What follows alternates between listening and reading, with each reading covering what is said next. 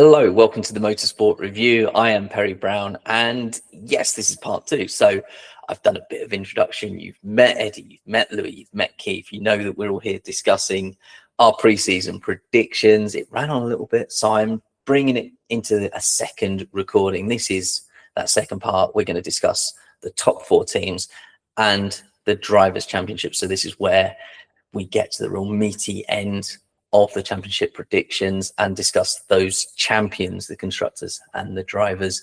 And as I say, stick around to the end because I want you to be involved as well. So as we started the last episode doing so, please do all those nice things: like, subscribe, share, comment, tell a friend.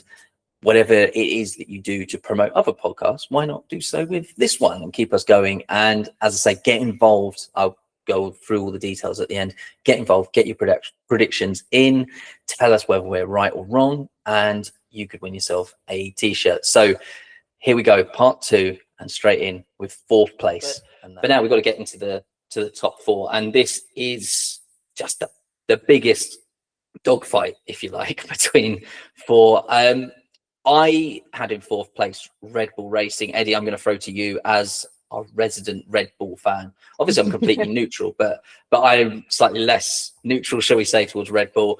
I thought that with this new engine, they would struggle. And I was on the Dirty Side of the Track podcast, asking a prediction even before they touched the track in Barcelona. I said they're going to struggle. I just said they're just going to have to navigate the first few races. And sure enough, they got to Barcelona and they hit the ground running. They got laps in, and I think they've been the surprise package. For them to be sat there going, yeah, we're not quite as quick as Mercedes, we're not quite as quick as Ferrari. Again, not so worried. I think they're in that top four fight. And honestly, I wouldn't have put them there 3 weeks ago. As I said, before Barcelona, didn't have them there. So Eddie, how are you feeling after seeing all of pre-season testing? Were you happy with where they're at, where this engine is? Was there still a few things that you want to see worked on, shall we say, in that team? Well, you know that I did put Red Bull kind of in third/fourth, kind of mixed with McLaren, because I think, it's obviously I was not expecting Red Bull to like come on top with a new engine and with a new like partnership and everything, but they have done better than expected. And I am confident that we have two drivers that will be able to maximize the car. Are they going to be dominant like 2023? Absolutely not. I think those days are over. But are they going to struggle and be back of the field? Not at all either. I think they have a pretty strong lineup. And I think that so far, the car seems decent. I think obviously Verstappen has his reservations on the car. He's kind of like, it's more the regulations rather than the car, because he said it himself, he's pretty satisfied with how it feels. And I think we could have a few surprises in the next 2 weeks. I'm sure we were going to get surprised. And I think, I'm not expecting a Constructors Championship, but I'm not expecting this team to be like dead last either. No, I'm going to hand to Louis at this point, because I was just about to say no one's got them. In all of the predictions, no one has got Red Bull winning this Constructors Championship. So it seems in that regards like a foregone conclusion. Certainly for me, I had them lowered down based on the fact I think Verstappen, as we might hear later on, I think Verstappen's going to have a very good year. I'm not sure about the driver pairing, but Louis, you had them in second place. So talk us through second place for them in the Constructors. Are you thinking Hadjar's going to be very solid for them? Or are you thinking Verstappen's going to be that far that he's going to carry the team to second? We know Max is going to carry Red Bull. That's a fact. Nobody can deny that. And Red Bull is looking way better than everybody expected because of Max. He's putting that car in place that nobody expected. But not giving, crap to Isaac, he looks good on a car. He's looking confident. He's looking comfortable. He's driving well. And the baseline is that everybody keeps saying it's a brand new engine. They don't know what might happen. Everybody forgets the engine is not different. It's the electric side that is different. The engine is still the Honda, but it's the electric side that is from Ford that is helping them develop. That's the part that everybody keeps forgetting. They're just saying Ford, and they think, oh, the Honda is going to Aston Martin. and they're getting the Ford engine. They're not. It's the same engine they had since 2021. The difference is they have a partnership with Ford that helped them with the engine and is helping them with the batteries. So I had them far up in the list because Max obviously helps with the appearances, but is not as bad as a team as everybody expecting it to be. I know they're going to be up front, but the question is, they seem to have the most aggressive and efficient power unit in terms of deploying power. That's what it feels like. Yeah. But originally, I had Red Bull as a fourth team. That's why my top four has all asterisks on my list. But You're not allowed asterisks. This is predictions. You've got to nail them today. I had an asterisk about them because of Max. He helps on the optimistics. But I feel confident enough that they're going to have a good year. They ain't going to be fighting for the constructors. He might not even be fighting directly for the drivers, but I feel comfortable enough knowing they're going to be consistent. They're going to be up front, and they will catch a lot of people by surprise. I mean, at this point, it's a really good point to hand over to Key. If you had them fourth, like myself. Now, it's alluding slightly to your drivers' championship as well. I have Verstappen in second. Let's just not beat around the bush. I've got Verstappen running all the way to the end in the drivers. You don't have Verstappen in your top three. So I'm very curious what you think is going to happen, because I think Max Verstappen should have been a fighter pilot. He loves a car that's unstable, like a fighter plane should be. You know, unstable fighter planes, more maneuverable. It's just about maneuvering it somewhere near where you want it to be and not getting shot yourself. It's kind of like when you watch him drive a car, he says, oh, I'm not happy with it. But you watch the car dancing like Hamilton in his prime used to, again, where I think Hamilton might have a better season and these cars might suit him. I think he's, this new breed of car might suit Verstappen. So talk us through Red Bull fourth, but Verstappen not in the top three. It kind of had me curious straight away when I looked at your predictions. Well, first and foremost, I've never been an anti-Max fan, even though I am a McLaren papaya blooded through and through. That guy should have been a fighter pilot. That guy can race. He's got racing in his genes and he's fabulous.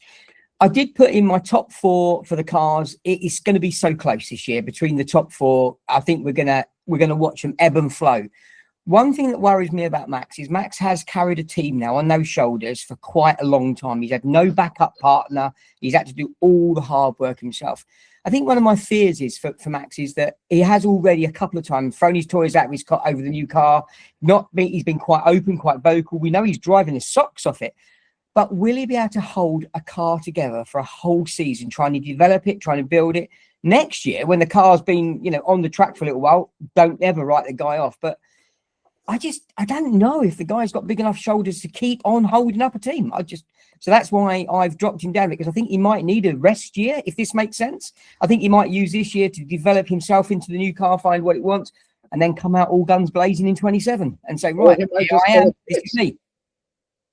I mean, I wondered whether you might allude to all of these rumors that have been going around for years that Max Verstappen almost doesn't like Formula One. This year, he's contesting the Nürburgring 24 hours, obviously, dipping his toes into GT3 racing. I think that Max is more than an interest. I think he's a born racer, an absolute born racer. He has got 3 world championships under his belt. The guy is a proven champion. And I think that if they don't play right, if the car doesn't play right, if Red Bull don't play right, I think he will take his own racing team seat from his own racing team that he's got in the GT Cups and the endurance racing. And I think Max will say, I'm going to hypercar, guys. Watch this space. I'm going to go and win Le Mans. We should have said to Eddie first before we spoke like that, like, cover your ears. I'm very sorry if you're sat there going like, oh no, Max. But again, very quickly talk about Max Verstappen, the season he's going to have, Eddie. I think he's going to just honestly, I think this season might be what kind of decides the next few seasons, the next 2 years before the end of his contract. I don't think he's there to stay another 10 years. As a fan, this is hard to accept. This is hard to think about, because he is probably one of the biggest reasons why I watch the sport. However, I think he will do anything to maximize the season. And I know I'm probably repeating myself, but Red Bull this year feels like a new Red Bull feels like a Red Bull that will listen to both drivers because they know they cannot just count on Max. I think the departures of both Christian Horner and Helmut Marko has helped greatly. We have seen the change just halfway through the season last year. And now that they have a lineup that is quite there to stay, I would assume, I would hope, I think we might see a shift in the tide in terms of like Max is not going to be the only driver carrying this team, and this team is not going to revolve around Verstappen because they know they can't count on him because he's been threatening retirement every year, and he's done it so many times in the past season, obviously as a joke. But I think that I do not expect him to extend his contract past 2028, and I think that now Red Bull is realizing that. And I think that they're going to try to make it as stable as possible so that Max does not have to do all the hard work and retire earlier. Hope so. So I think they're like kind of like setting the ground, setting the scene for Max's retirement. And I think this team is like ready for a renewal this season. So it could be like musical chairs for that second seat, and Hajar's just got it just the right time so that it actually gets built. I mean, there was points where the second seat was just built just purely out of the regulations. Like, well, we're in the Max Verstappen team, and I guess we'll just have to build one just for satisfy that regulation, I guess. Now, my prediction I've got in third place, Mercedes, and I think prior to testing, this was everyone's favorite team. Like in terms of their predictions, I thought this was the team that everyone was going to put top. Only 2 people looking at the predictions I've got have put Mercedes as winning the Constructors Championship. So as I say, I had them third. Keith, handing over to you here. You also had them in third. Give us your verdict on why third place for Mercedes. And again, I think this has been quite a challenge this year to make predictions, and I'm loving that we're all on. We've all predicted differently, but we've all been really open as to why. And I'm just loving the honesty about what everybody's saying. It's fantastic. Mercedes, I think that they are a fantastic team. They've got a very, very well proven engine. We know that because a lot of top teams are using their power units. Do I think they've got the opportunity to be at the top of the championship? I do, but I also think that Ferrari and McLaren, and I'm just going to put it out there now, are going to push them to their limits. They are going to test them to the limits. George, we know, is a fantastic driver. George is absolutely awesome. So is the new boy. Kimi's a good lad. He can get his elbows out and he can drive. Have they both got that want and that killer instinct? There's been times I thought, no, they haven't. They're quite happy to do it. But have they got the killer instinct? And I think, no, I don't. I think the other 2 teams have got that killer instinct and they'll take each other out just to prove a point. So that's why I've got them in third. Only reason why Mercedes will win the championship is because both Ferrari and McLaren will keep DNFing because they take each other out. Well, I'm allowed to think that, am I? It would continue. It would continue the mantra of George Russell doing nothing and then suddenly winning a race. Yeah. I think there is an element in the top. Sorry, Perry. I was going to say in the top 3, in the top 4, in fact, I think there is an element. You've got to want that killer instinct. It's got to be, you want it so bad that you will race each other off the track if necessary, which we've seen Max do, we've seen Lando do, we've seen Oscar do it. And I think Kimi could. Yeah, Kimi towards the end of last year came more into his own. He started to improve. Honestly, I had them third based on the driver pairings at Ferrari and McLaren. I think I looked at those 2 teams and thought, there's both. There's 2 race winners in each of that team. Is Antonelli a race winner just yet? I'm not sure. I'm going to hand back to you, Eddie, because you had them in second place. So you put them above Red Bull and above McLaren in that regard. Yeah. So you're feeling very positive about this Mercedes car. Kind of. I think Mercedes has a year of opportunities, but I don't think it's a bit complicated because obviously it's my top 4 is very interchangeable and they have a strong lineup, but it's only Antonelli's second season and George Russell needs to prove that he wants this. So yes, I think they can, if they are able to kind of like put a little bit more of hunger in George Russell and not have him expect to be handed the race wins by not doing anything and just cruising and actually attacking and getting his elbows out, I think Mercedes could come out very strong. And I think that's why I put them in second and not in first. But in third, I think it's because I would not put them in third. They could be easily third, but I think they have a very strong car that they could maximize this season. But they're in second in my predictions, but it's not the most confident second. Like, I'm not for sure saying, oh, they're going to come out so strong. It's a second, I think that's fair to say.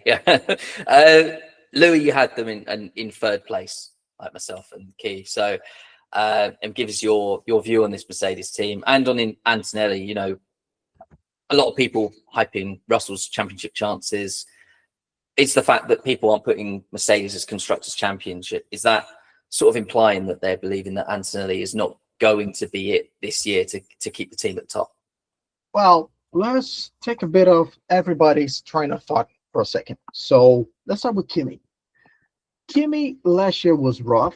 He started somewhat impressive. Then he struggled a lot for a long part of the year, either for mistakes or reliability. Then he came into his own when he felt more comfortable on tracks he didn't properly have the knowledge. And we saw his brilliant drive in Brazil to make the icing on the cake from a very difficult season. It was his baptism of fire.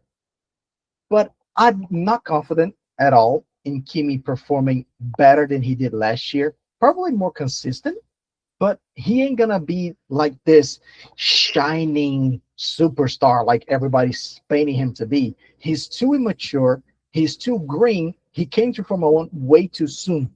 He's filling a void on Mercedes they don't even know how to fill because it's Hamilton's shadow on that team. We know his shadow is still gonna be on that team way after he's retired because George Russell, now coming to him, is complacent. He is complacent inside that team because he's expecting Mercedes from the previous generation, the juggernaut that was just show up, have a monster of a car, and just run away with it, barely needing to do anything. He doesn't have that killer instinct anymore. He used to. When he was in Williams, we saw that in his driving. He was like savoring, he was clamoring, he was gunning for everything. In Mercedes, he's Felt feeling like laid back almost, but not like laid back. it cuts in there, Louis, just very quickly. It felt like at Mercedes he was racing for something, didn't it? It felt like at Williams, it felt like he was saying, I need these results because I need the Mercedes drive whilst they're still at the top. Then when he got the Mercedes drive and he inherited this bit of a car that was a bit more like an experiment, I think it was almost just exactly one season too late. So I kind of get where you're going with that. It felt like his racing sort of pushed more for, I need Hamilton out of this team so that when they return to form, I need to be top dog. Whereas everyone just said, no, get the team to the top and then worry about getting back to the top. So yeah, I fully agree with that statement. George Russell is going to have to prove this year that he wants that driver. So we know they all do, but it's how we go about doing it. And sometimes you need to be a bit ruthless and a bit more dogged to make that happen. Sorry to cut in. No, it's okay. You're adding to the contest. But sometimes, especially between the last 2 years, George came a lot on the spotlight for kind of feeling a bit of a prick. Not because he's not, positioning himself, but this kind of drama queen facade that Mercedes has been having for a few years, George is having it as well, is so annoying because it feels like they don't really take responsibility for not knowing what they're doing with the car and not performing like they want to. We know Mercedes can build cars. We know they built literally the fastest Formula One car ever in the W11. We know there's a juggernaut on sleep bound to wake up again. And that's their issue. They kind of feeling like Ferrari, living off of past glories, living off past achievements, and they don't know how to properly move from that period because They had Hamilton, the statistically greatest driver ever, and make the greatest partnership ever. They had 3 years of full-blown dominance with the Civil Wars against Rosberg and Hamilton. So they had a decade. We never saw a team dominate a sport for a decade like Mercedes had. And everybody can say, yeah, they didn't dominate. They did. You can say Ferrari had their time. They didn't have Mercedes time. That's the benchmark. Dominance over time. And that's what they're trying to get back. And the biggest issue with Mercedes right now is that we don't know if they're sandbagging because they used to a lot. And that was kind of like their entrance card. Like, we are giving you the taste, let them dream. And when the season started, they were just stomping everybody to the ground. Humbling process. So now we don't know if Mercedes actually got everything right or if they just finding their feet with maybe a revolution, maybe new process, maybe reverting to their old ways. I don't know. That team is it's funny, isn't it? Because when I spoke about Alpine, I said this is a team that hasn't forgotten how to win, and obviously Mercedes won championships a lot more recently than Alpine, and yet I fully agree. And there was so much nodding from Eddie, there was so much nodding from Keith as you were talking then about what is this team, where is this team exactly? You know, how much of it remains? They seem still shell shocked from 2021. Keith, I'll just give you. I'm sort of aware of time. I'm thinking already this is going to be 2 episodes. But Keith, give us. Why were you nodding so much then about Mercedes then?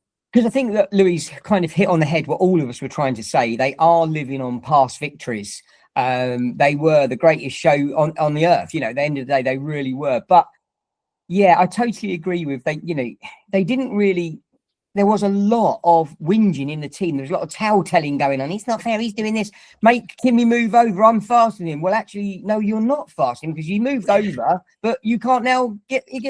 So, yeah, I think they've kind of got to redevelop their engineering, their thought pattern and their processing. If they want to live by that means, they've got to find that killer instinct once more, like they did with Lewis in those years. So that's why I've got them down there in number 3. Okay.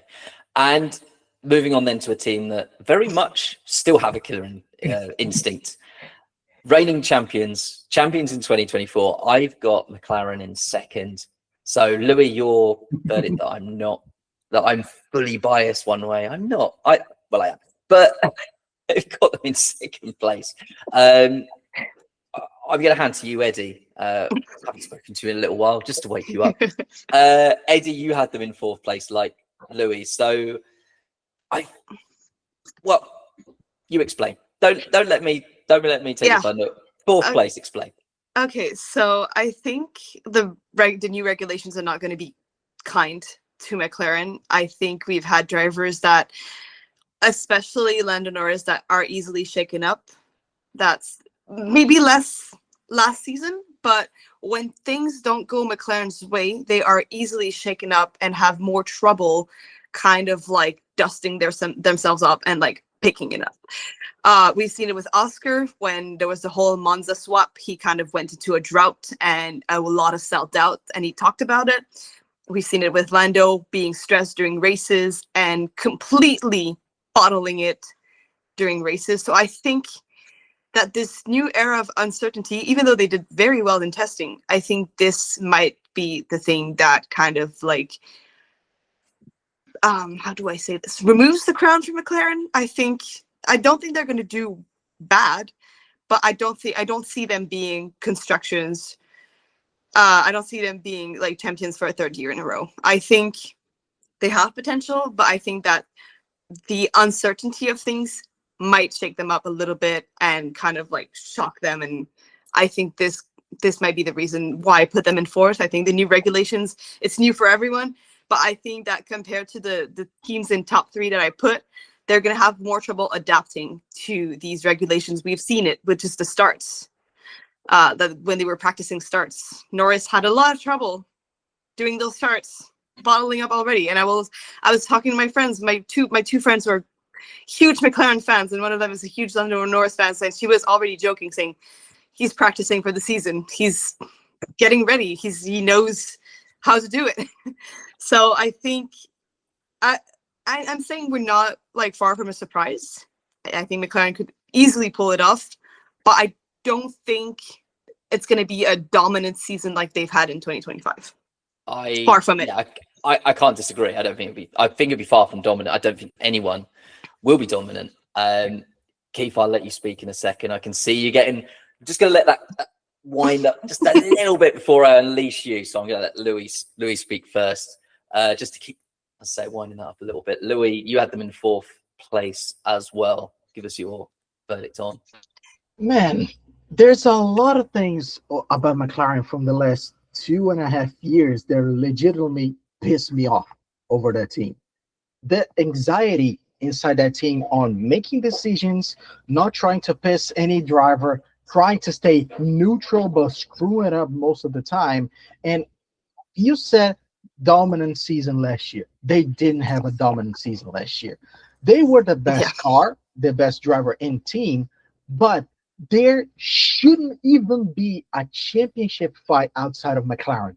They fucked up so bad that Max could come back and get a championship fight to the last race. This shouldn't even be happening last year. Last year only was interesting because of Max Verstappen shoving the papaya wars in the middle, because there was no climax, there was no anticipation, there was nothing, because McLaren made a championship boring as fuck. I've never been more bored of a championship fight in my goddamn life, thanks to McLaren. And their bitch and moaning Mickey Mouse champion of Lando Norris, I legitimately get pissed every time that moron prick muppet open his mouth, because he is a prima donna that doesn't have his own opinion. He needs other people to talk, then his bitch ass go back to the opinion and say, yeah, they might be right. He's not his own man. Louis, can I remind you that some people listen to this and some of them are Norris fans? Like, I thought Keith was being wound up, but I've just unleashed the Louis on this. An aneurysm.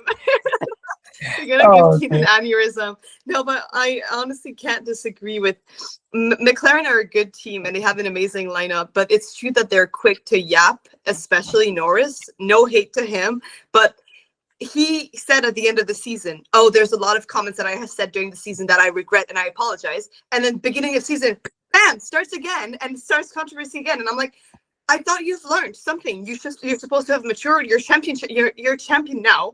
If you're about to make a comment like this, perfect. Back it up. Back it up with performance. And this is something that Norris is not always able to do. That's all I have to say about Norris. That's all I'm going to say. I have my reserves.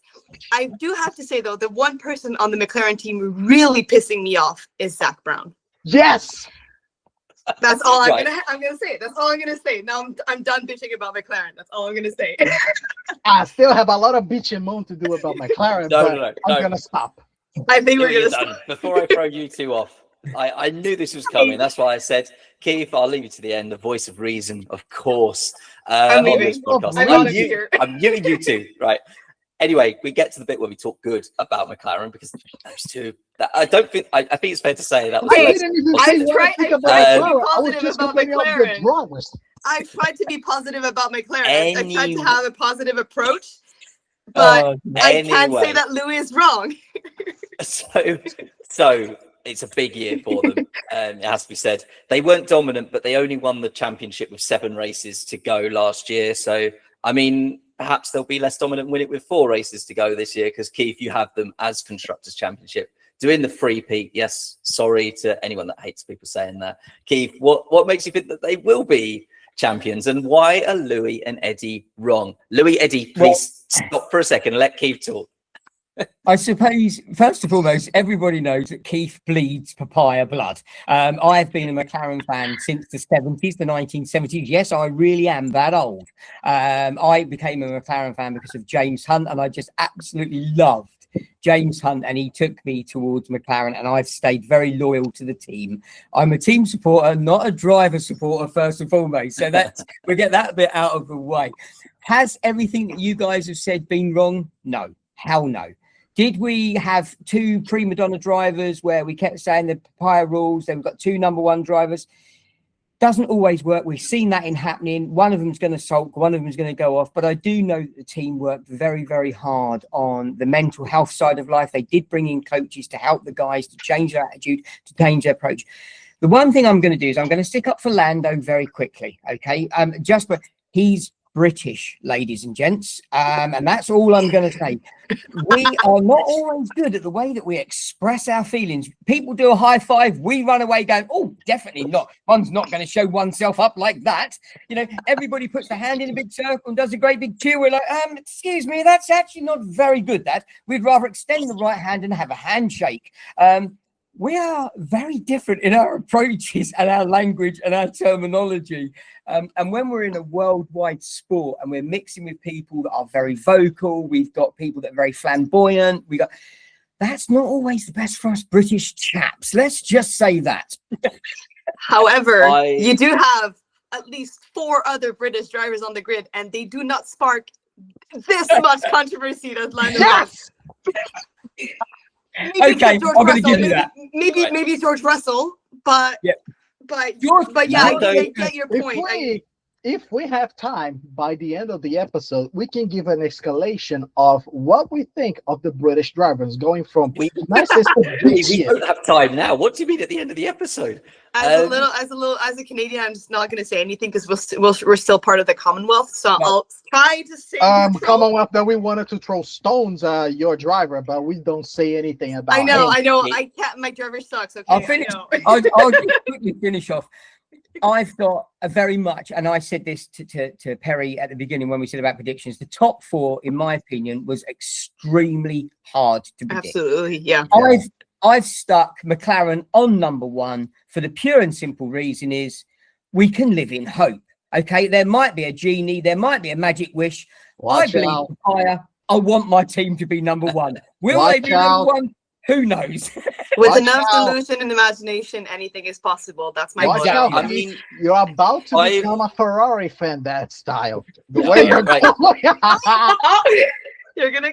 Let me put this out there. Then he's gonna mute himself. Let me put this out there. Of all the predictions I've got, most of them say McLaren coming out as champions. So really? Okay. They do. So on that, I think we should move on very quickly. Did you ask the McLaren podcast for their predictions? Is that why? Did you ask the Papaya podcast? Is that why there's so many people asking for McLaren? Well, we're not. Eddie, one of them might be, okay? One of them might be the Papaya podcast, okay? We are. Okay. Anyway, that's irrelevant. You embarrass yourself more. Let's be honest. Listen, we're a papaya. When we do the Papaya podcast, we don't have to bleed any other color, so we can be very true. Very true. You're all in your little bias together, and it's cute. The one thing I will say, what I love about Motorsport podcast, regardless if it's a Scuderia Ferrari podcast, if it's a McLaren podcast, if it's a Red Bull podcast. What I do love about this, guys, and I love our sport, is that we do see the excellence in other drivers. We do say that. You know, we're not anti anybody. You know, what we're saying is, you know, Max last year was incredible to carry that car where he did. Do I expect to see a brand new Lewis this year because he's British? Oh, hell yes, I do personally, because I think that the guy is going to love the challenge of beating up a new car that he's got new race engineers. They've sacked people, moved people around. Let's just see what happens. Let's just see what happens. That's what I'm saying. With this top 4, let's just go racing. Let's see what happens. Let's enjoy the carnival that's coming to town in 2026. Absolutely. It's unpredictable. I am so excited. Like 2 weeks from now. Yes. I am so excited for this season. So let's go for the number 1. Yes. Great transition there. Well, I was going to put a slight disclaimer and just say, Keith, it's okay that they don't get Lando Norris because British humour is, of course, the best in the world. Yes. And the rest of the world just don't get it. No. So moving on to number 1. I love British humour, but this is not British humour. This is just a little bit of cockiness. With that, give us your number 1. Humor is the reigning champions are allowed to be cocky. So my number 1 constructor prediction, and this was tough. I didn't like myself putting it here, but I've got good feelings about this, is Ferrari Constructors Champions. The way they ran McLaren close in 2024, the things that they've been doing in pre-season testing, the simulations, the body language, just everything about it feels like this is their year. I said pre-season that the launch of the car, the first test, I said this is the most important launch. This is the most important car that we're going to see tested, because they switched off the 2025 tap so early to focus on this 2026 car. This is the first car that Hamilton has got his blueprint, his DNA within. And as Keith said, he's going to make this car dance. I genuinely think, don't judge him on 2025. Don't judge him on the team that was around him then. Moves have already started to happen and put the chess pieces in place for 2026. So Eddie and Louis have got Ferrari as champions as well. So I'm going to start with Keith, who had them second. You don't have to go into why you put Ferrari first. Sorry, McLaren first. I got them the wrong way around. You don't have to go into why you put McLaren first. I already got into his head. I told him McLaren's the new Ferrari. I told him. Well, okay, I'm doing my best to hold this together. I'm not winning. Keith, you had McLaren first. Heart overhead. I did have the verdict on Ferrari. Yeah, I definitely did have McLaren first, because it's the love of the team and it's a wish that they're first.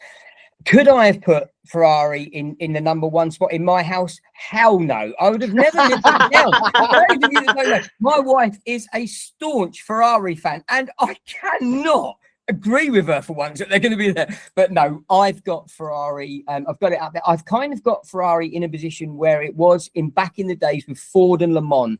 This is Ferrari's time to make it or break it. They've got to prove to everybody that they are that prancing horse. This is going back to the days of Ferrari standing on the sidelines himself, saying, what are we doing wrong? What can we do? And I think they're making those changes afoot, and I think it's going to happen. We know that I don't like people putting him down personally. I think he's a fantastic driver. I've loved Lewis Hamilton, watching him through. I think the guy has changed mindsets. He's changed worlds. But I also think he was struggling last year in a car in the same kind of era that he was when he was in Mercedes that wasn't working for him either. The guy loves a challenge. Let's be honest. People have put him down. That guy loves to develop. He loves a challenge. And I think he'll get his teeth into this. And if it's going sideways round a corner, he'll be the one with the biggest grin behind the visor, because that's the way the guy likes to drive. I think they're going to shock us. Oh, please don't let the wife watch this. I think they're going to shock us. I think they could well and truly take the top spot. No, I don't believe I just said that. So we all make sure that we're sending this to Keith's wife, right? Yes. You have to post this exact extract on Instagram to promote the new podcast. There we go. Yeah. But do you know what? If Lewis took that top step, let's be honest, if Lewis could take this World Championship, would I be 100% behind him? Would I be singing and dancing? I would. Hell yes, I would. And it's not just because he's British. I just think the guy has been a phenomenal driver throughout his career. Okay, you could say it was the car. I still say there's someone steering that thing. Yeah. But it's both. I always have. I said the best drivers get the best cars. So, yeah, absolutely. And when you put that prediction through to me, and I said, okay, so we're going to see a Hamilton champion. I said I exactly the same thing as a McLaren fan myself. Yeah, I would love to see that happen. That Hamilton championship. Me too. Him getting back to the front. So I'm gonna let Louis cool off a little bit longer. I'm gonna go to Eddie instead. So you agreed with me and had Ferrari on top. So as I said, there's obviously us three in this call now. I've got two others. They're both called Ben. And my brother is also Ben. I'm sure he would put Ferrari at the top. Yes, we haven't reached the part of the season where Ferrari is saying, next year's our year. So we're fully on board then, Eddie, that this is indeed finally that year that Ferrari end that cold streak where they haven't won a championship. I think that compared to 2025, testing is very positive and seems to be positive. I have last year not last year, 2 years ago, after 2024, I had really high hopes for Ferrari, and I thought that Leclerc would be leading the championship in 2025, and I thought that we would have like not necessarily a Ferrari domination, but a very improvement of Ferrari. And I was terribly wrong, but that was before testing. That was before, because I made my predictions again before testing in 2025. But this year, after seeing testing, after seeing interviews with Leclerc, with Hamilton, and them being very confident and seeming happier with the car and less depressed than last year, I think we could expect great things from Ferrari in 2026. I have hopes. I hope for this team, and I will, in true Tifosi fashion, say this year is Ferrari's year. And is it delusion? Is it genius? I have no idea. We'll see in a few months. And do you know what's really funny to me is that last year, based on preseason testing, I actually demoted them from first to second. I said, do you know what? I thought they would be, carry the form of 2024 into 2025. Watched preseason, said they looked a bit unhappy. So to see them 12 months later come out from the testing and look the most confident and to be doing all the right things instead kind of proves that they're in a better place than last year. And if they're in a better place than last year, that's a good thing. Last year was a big disappointment for them. So I completely agree with that. That they just look happier, don't they, out of testing? Louis, do you agree with that verdict then? Out of testing, they just look happier, or are you going just on data? What's the verdict behind them being your top pick? Well, there's a few reasons for that, and I'm gonna give a little context first, because we see Ferrari, we think wasted potential and opportunities. The last time they were actually properly competitive was 2024. We saw that they could have been constructors world champions. So we see Ferrari build good cars, but have not that good execution throughout the year, be either for team's mistake or not developing the car properly. For some reason, this year feels different. I don't think we've seen a Ferrari this quiet and composed on a preseason like before. They ain't making those thunderous announcements saying we have this kind of engine, we have this performance, and da da da da da da da. They are confident. They are keeping it quiet. They are working in house, and we know they are in a good place because I, for the last few years, been the greatest and biggest critic over Lewis Hamilton, because when he's happy, we know the sucker can drive, and he's gonna drive fast, and that's exactly what is happening.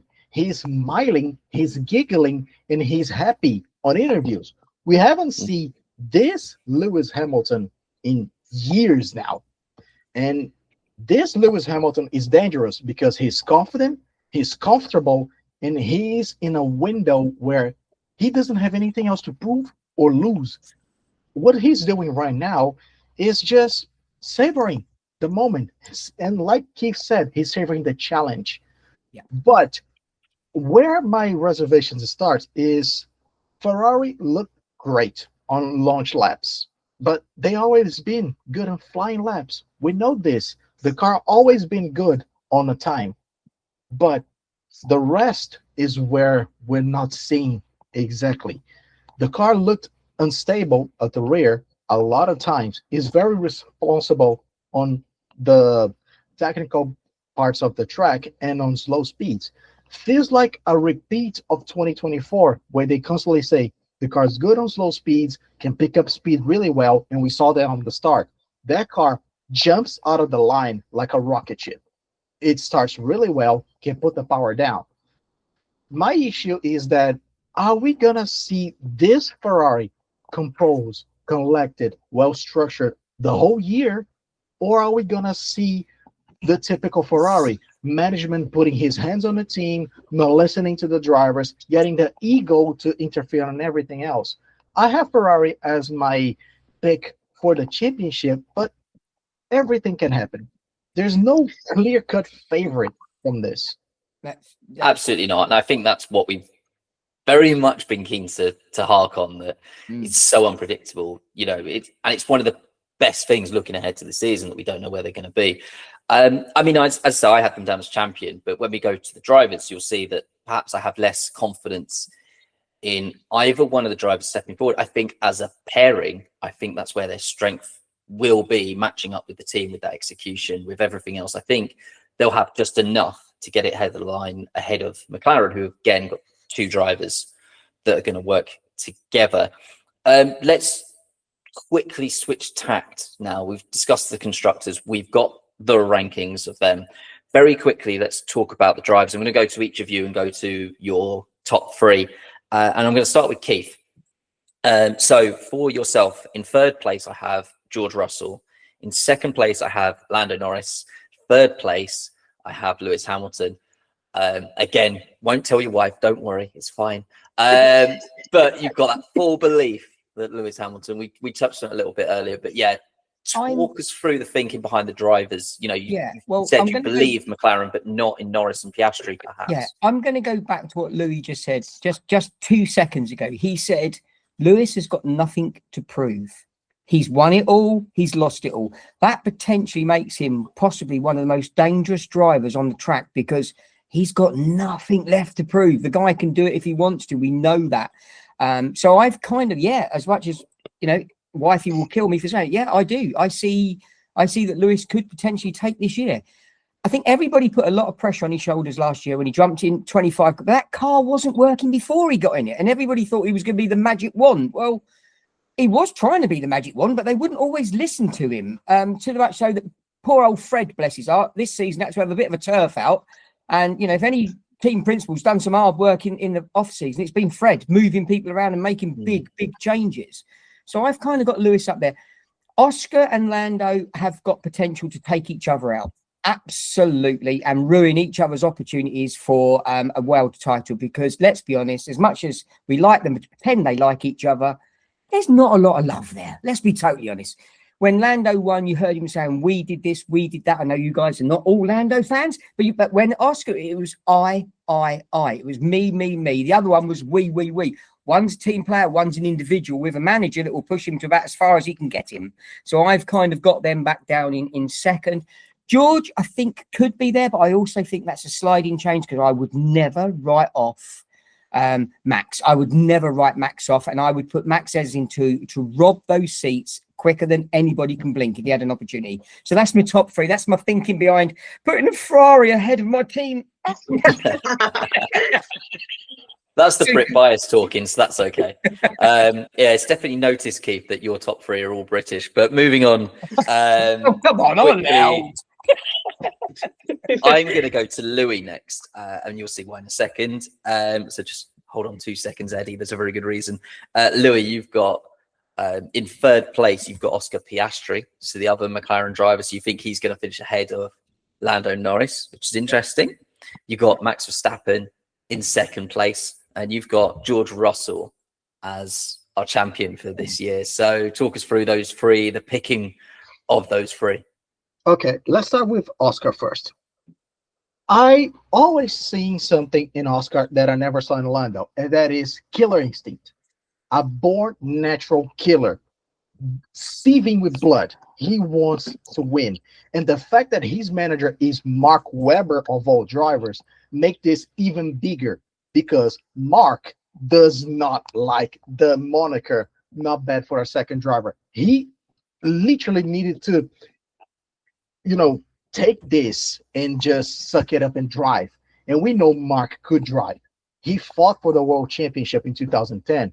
He is a good driver. And the fact that Oscar, before even going into the spotlight as being this handcrafted driver by Mark, is always seen like this stone cold killer. Nothing fazed the guy, like nothing at all.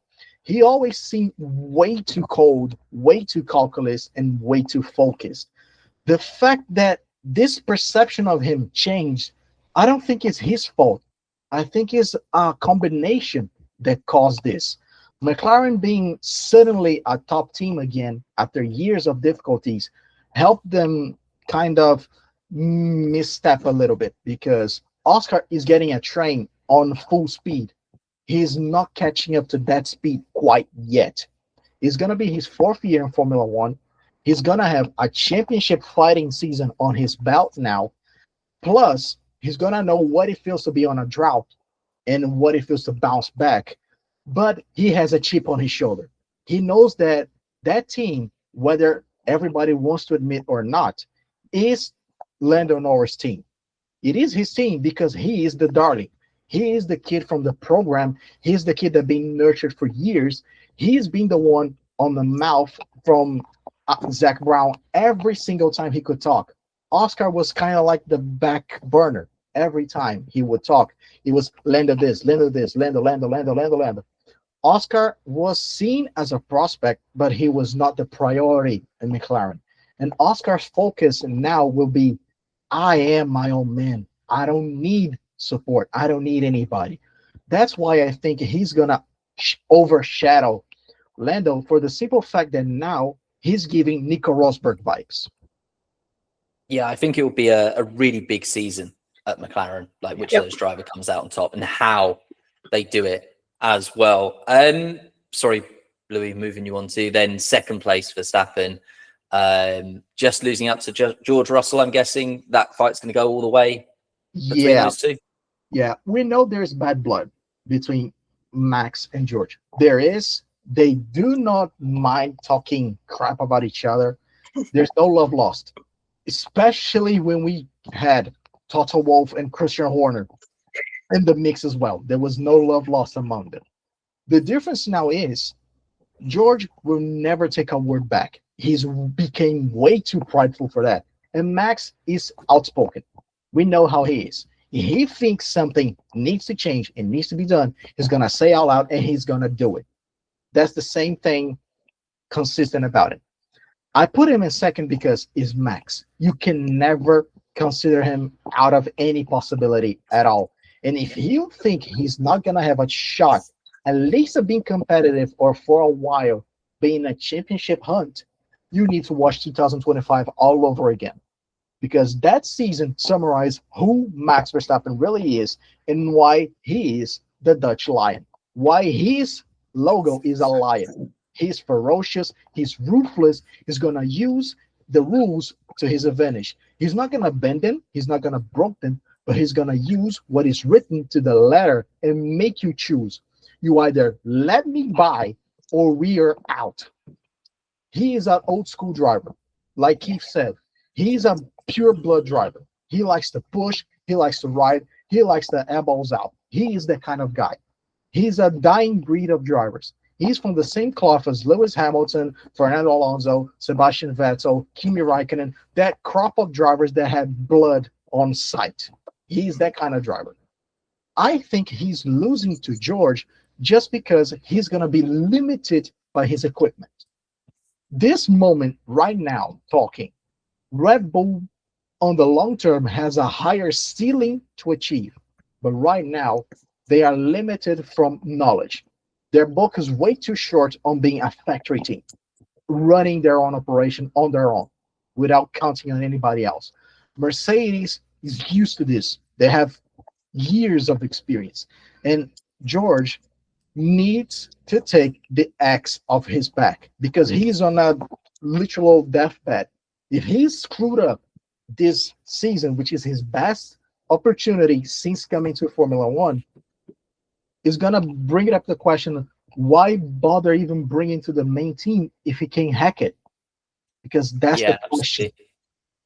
I mean, I spoke earlier about, George Russell when he was at Williams, and, everything about him was getting to Mercedes. And I kind of felt like what he was looking at was this Mercedes team winning races, thinking, if I'm in that car, I could be winning championships perhaps. And during that time, he had to watch Lando Norris at McLaren almost get, being in a better place, but not being race winning. Suddenly then that McLaren started race winning, and now he's got the Mercedes. Lando Norris has got the championship before George Russell. Now these two came through, was it Formula 2? I'm pretty sure it was Formula 2. It was just, I can't remember GP2, Formula 2, but they competed against each other. And Russell got the better of Lando Norris.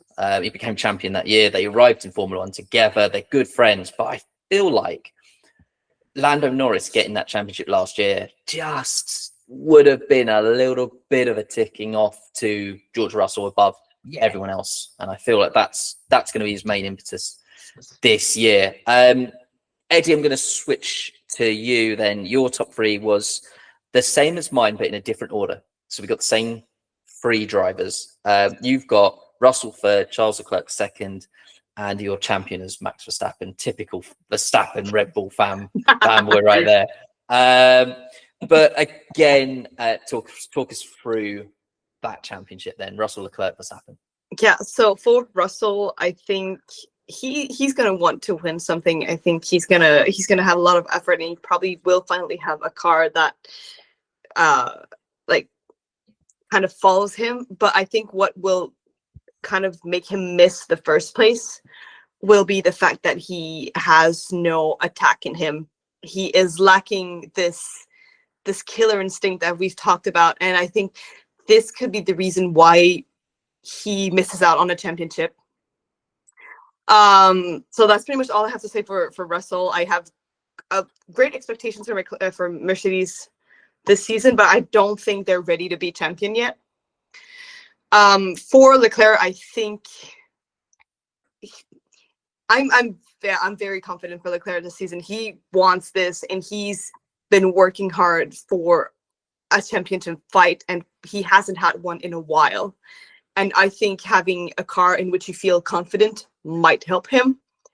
And that's why I put him in second. I could see also Hamilton being in this championship fight, but I think that Charles is going to want this fight because, contrary to Hamilton, he has something to lose. And he has to prove to the world, but also himself, that he's not wasting his talent at Ferrari. And I think this season might be the season that he proves to himself pretty much that there's a reason why he's in Ferrari. And honestly, for Max, I'm kind of in the same mentality as Keith in terms of we're also facing a man that has nothing to prove and nothing to lose. He knows he probably will not continue past 2028. He has said it himself. He's achieved everything he wants. He's at peace. He has a family. He has kids. He has everything he wants, and he's just enjoying it. And I think if you feel confident in that car and you know how to maximize it and you know how to adapt, because Max is a driver that knows how to adapt to any situation, I think we could easily see a guy that's just doing it for fun and wants to fight because he's having fun. And I think that's why he could easily be championed with those new regulations. I think he's going to be one of the drivers that's going to adapt the easiest to those new regulations. And yeah, that's pretty much all I have to say for Max. I think the fifth could be this year. And I think it's a guy that just wants to have fun and will maximize the car as he always does. But yeah, that's pretty much it. Do you know, I think that's a very good. It is, Perry, isn't it? It's so right, because when you're a driver, as Eddie's just said, and we all said, like with Lewis and with Max, when they're drivers, because they're driving because, do you know what, they can. There's no other reason for them to be other than just for fun, because that's what they love to do. That does make them so unpredictable, doesn't it? Because, Charles, he needs Ferrari. He's got to pay mortgages. He's got to learn this. He's got to do that. Well, the other two we've done that. We've got that. So we're actually out here racing for fun, which brings in a completely different edge, doesn't it? But that, again, that's just my thoughts on it. But it makes them, that risk factor for them, even better, because they're like, well, nothing to lose. It's not like if I lose the sponsor, it's going to worry me now at my age. Are we going to see another 2021 title fight between Hamilton and Max? That would be insane. That would be insane.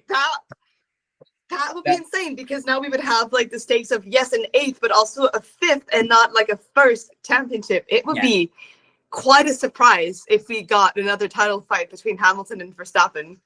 I think we'd all love it. Of all the predictions, I haven't got a Hamilton, Verstappen first, second in either order. So I think that's more on Hamilton appearing less than Verstappen. But there are people that have predicted Hamilton in the top three and not Verstappen. So they're just... as I say, I don't see people predicting that, but I live for that. I would love to see that fight. How entertaining would that be? You know exactly what my championship fight pick would be, and it's completely surreal. So you can call me Ferrari fan right now, because Perry knows exactly who my championship fight pick would be. Yeah, but what people don't know is my pick. So I'm going to very quickly say on mine. I had in third place Charles Leclerc. Okay. I think Hamilton will be just slightly behind him. I think that the Ferrari is going to be good. You know, as said, constructors champion. I honestly couldn't choose very easily between Leclerc and Hamilton, but at the start of last year, I said Leclerc's going to get the better of Hamilton. I didn't think it would be to the tune of like almost double points. So I think Hamilton's going to be a lot closer in 2026, but I think Leclerc really is now saying, look, give me the best car, give me the best tools, give me a team that can execute, or I'm off, because this really is make or break. And I think third place is probably quite fair to him. You know, these teams that are in the constructors battles, letting one of them go after the drivers might be a bit more of a challenge. And maybe that's why I have opted to keep the top two constructors lesser in the drivers' championship. Verstappen second, I think, as we all said, can never rule him out. I think he's going to get wins. He's going to be in that fight. He's a driver that very much does not care about the constructors. Red Bull seem to, be a team, certainly under Horner, certainly in 2021. You know, the way they didn't feel bad about losing the constructors, but felt absolutely elated by winning the drivers. This is a team fully behind Max Verstappen, and a Max Verstappen fully behind Max Verstappen, of course, who is going to always put himself first. I don't think that's going to change, but I think George Russell will be the champion based on the car that he has, the fact that he won't have that same, is he the number one? Does he have another Mercedes out there to beat? I think he will comfortably have the better of Antonelli and the car to go out there and be champion. And that's where I am at with thinking of it. And Russell is the out and out favorite. Again, 7 people, including myself, had Russell down as the favorite to win the championship. So there we have it. Predictions are locked in. A big thank you, of course, to Keith, Louis, and Eddie for recording this, giving me their predictions. But can I also say a huge shout out? I'm going to get all the names right, so don't mind me if I read off my phone. But we had Bryn Lucas, was one of my 13. Ben Hepburn, who was on the other week talking about the preseason, had all 4 members from Girls in the Grandstand. So Kelly, Jen, Kay, Rebecca, Jimmy from the Papaya Pod, as well as one of the people. Jada on the grid, very quick with the prediction. I was so impressed. I sent the message out, and literally within 5 minutes, I was like, "Oh, I've got that," and she came back and it gave me all the predictions straight away. So thank you to Jada and Ben King as well, who's doing a little bit. He's trying to start up and trying to get into there. So please go and follow all of those people. I'm going to put all their Instagrams below, of course, all of you guys as well, and the Motorsport Review in all the links below. Please get in touch if you want to be on the podcast. Like, by all means, that's how these people got roped in around me. They get a message, they get an invite, and they get dragged onto the show, and then they constantly get invites. But please, if you're listening and you want to be involved, then let me know. I'll get you on. I'm happy to talk to any and everyone. I've got some exciting people that I spoke to yesterday that I'm really excited to perhaps bring through the season and get into their DMs and into their emails and invite them on. And I also want to hear your predictions, exactly as we've just had. Give me your top 11 predictions for the constructors, your top 3 for the drivers. I'm going to work out some kind of ranking similar to what we had last year with a point system. And I haven't decided yet, but there will be a prize. There'll be a something for the top. Okay, nice. Maybe one of these T-shirts. I'm looking at these T-shirts thinking, myself and Keith, we're looking pretty dapper. If you're watching this thinking, I could have one of those, so maybe personalized in some way. I have a suggestion for the prize. Maybe it could be you like bringing the winner to an F1 race in the near future. That's too much. Eddie, I don't have that kind of money. Jeez, I can't even get myself to. Last and first F1 race I went to was 2013. But sure, Eddie just said Eddie's gonna, I'll throw in a T-shirt. Eddie's gonna throw in a race ticket into that prize pot.